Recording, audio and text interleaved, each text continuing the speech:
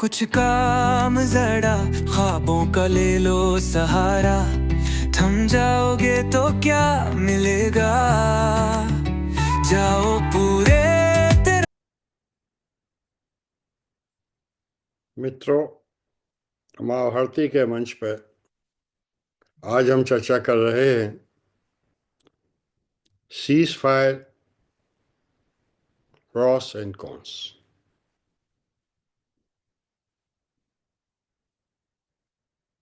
बहुत बड़ी विडंबना है कि आप कुछ भी कर दें देश के लिए, स्पेशली मोदी जी। उनके धुर विरोधी छोड़ते नहीं।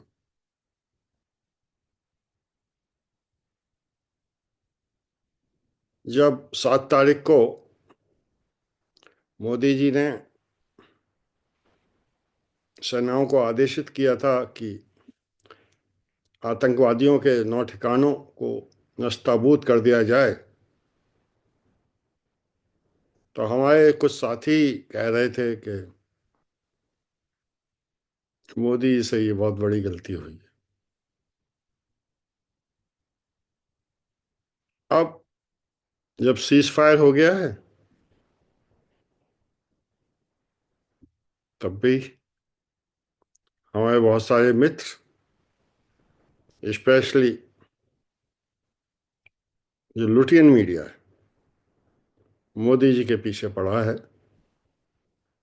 अच्छी खासी जीती बाजी हाथ से चली गई। माँ भारती अपने दर्शकों से पूछना चाहती है कि वर्तमान में जितनी भी लड़ाइयाँ हुई हैं, 3 साल से तो हम लोग देख रहे हैं कि यूक्रेन एंड यूएसएसआर में युद्ध चल रहा है। 3 लाख जाने जा चुकी हैं। $500 बिलियन का नुकसान हो चुका है। अफगानिस्तान में लगभग 20 वर्षों में 1-1.5 लाख जाने गई। कितना नुकसान हुआ।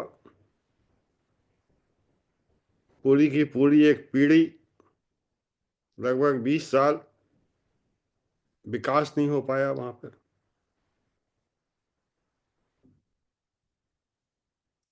हमास और इसराइल में भी लगभग 1 लाख मारे जा चुके हैं। माँ भारती अपने दर्शकों से जानना चाहती है, क्या ये संभव था कि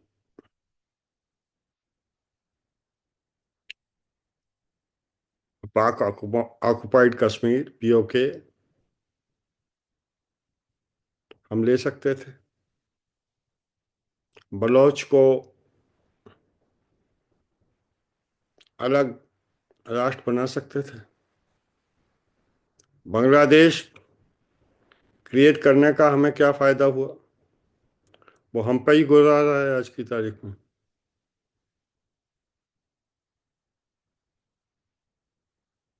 पीओके पीओके लेने के बाद निश्चित रूप से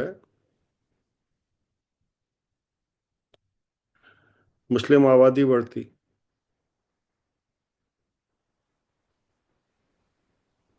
जो हैं हमारे पास उनको तो हम झेल नहीं पा रहे।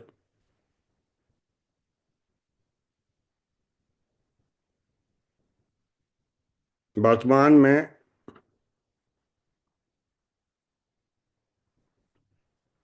जिस तरह से पहले हम लोग बांग्लादेश में घुस गए थे, एयरफोर्स का अम्ब्रेला रहता था, आर्मी आगे बढ़ सकती थी। आज की तारीख में ये विधा संभव ही नहीं है। जो संभव है वो दिखाई देता है। यूक्रेन और यूएसएसआर वार में दोनों तरफ से लगातार 3 साल तक आधुनिक हथियारों का प्रयोग करने के बावजूद भी टिट पिट में कुछ बिल्डिंग गिराई गई। अब किसी पर्टिकुलर एरिया को कैप्चर करना इतना आसान नहीं है। और हमारे एक मित्र कह रहे थे हमारे चैनल पर ही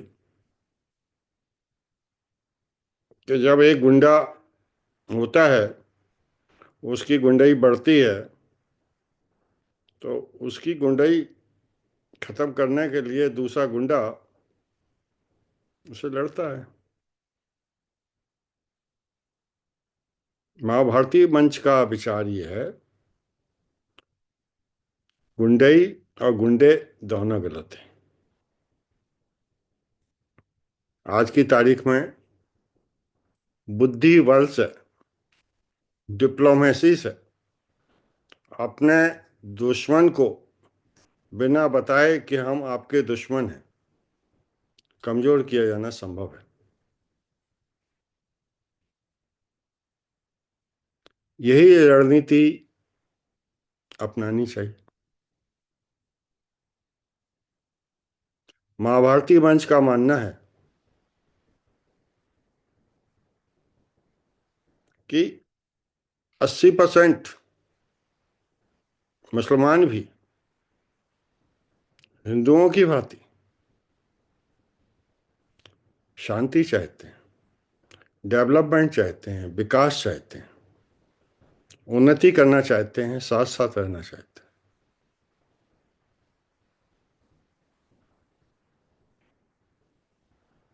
20% तो बहुत ज्यादा है। मुश्किल से 5% ही आतंकवादी होते हैं।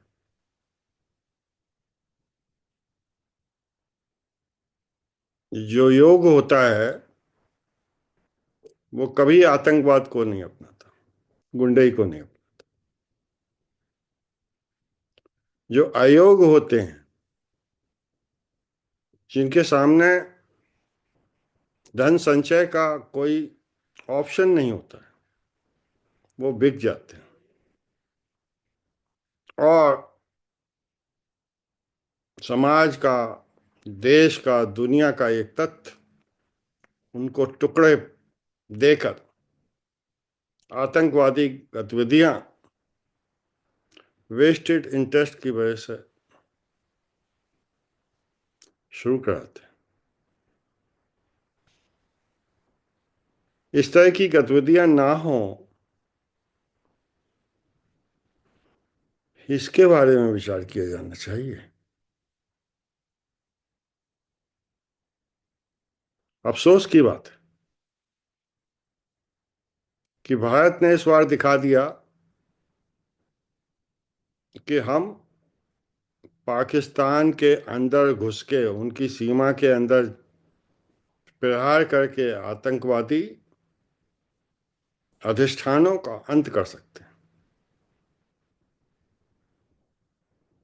और जरूरत पड़ने पर अपने दुश्मनों के सभी हवाई अड्डों को, सैनिक एस्टेब्लिशमेंट को भारत में बैठे बैठे नष्ट कर सकते हैं। हमारे देश ने दिखा दिया कि हमारी ब्रह्मोस मिसाइल और हमारा जो सुरक्षा कवच है, सीमा के पार से आने वाले किसी भी लड़ाकू विमान या किसी भी मिसाइल या किसी भी ड्रोन को नष्ट कर सकता है। इतना स्थापित कर लेने के बाद भी देखा जा रहा है कि जो लुटियन मीडिया है देश के नेतृत्व पर प्रश्न चिन्ह लगा रहा है। मोदी जी को बदनाम करने की कोशिश की जा रही। एक प्रधानमंत्री ने 2016 में जो करके दिखाया, फिर 2019 में करके दिखाया, और अब 2025 में उससे बहुत आगे जाके दिखाया, उसकी प्रशंसा होनी चाहिए। अफसोस की बात है कि देश के पढ़े लिखे और पूर्व बीजेपी में रहे विदेश मंत्री यशवंत सिन्हा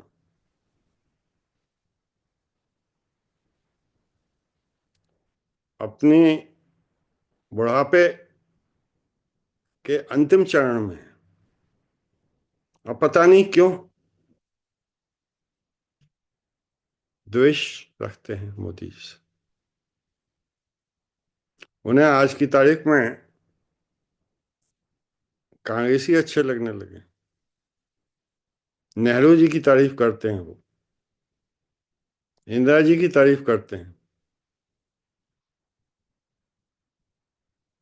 और उन्हें ये नहीं दिखाई देता कि भारत देश की जीडीपी आज की तारीख में चौथे नंबर पर हो चुकी। क्या हमारे विरोधी दल के नेता देश की जीडीपी में इंटरेस्टेड नहीं, देश के विकास में इंटरेस्टेड नहीं?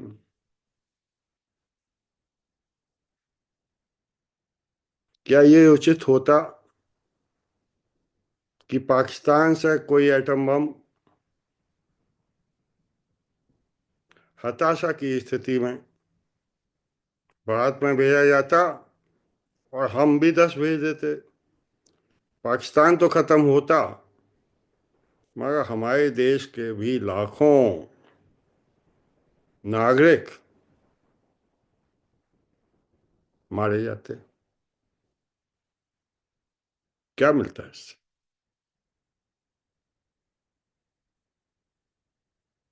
आवश्यकता इस बात की है कि अच्छाइयों के गुणगान, अच्छे नेतृत्व की प्रशंसा की जाए, गुंडों से बचा जा सके, गुंडों को धीरे धीरे डिफ्यूज किया जाए, निगेटिव मानसिकता और निगेटिव नेताओं से,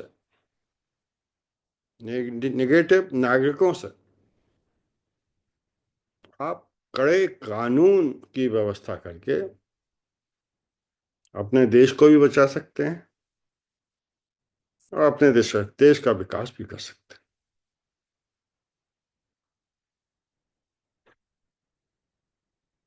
आज के लिए इतना ही। Thank you. नमस्कार।